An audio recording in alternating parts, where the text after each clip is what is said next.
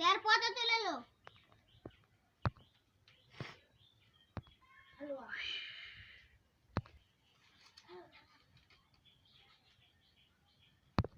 কি রে পচা, এখন কেন এলি? তোর বাপের স্কুল যা, আমি এখানে আসবো না? পড়তে তো জানিস না, আরো দুটো ছেলেকে ব্যস্ত করছিস।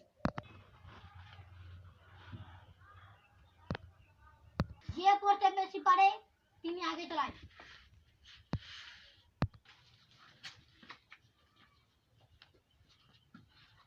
কি রে পড়তে তো জানিস না, তোর আগে কেন এলি?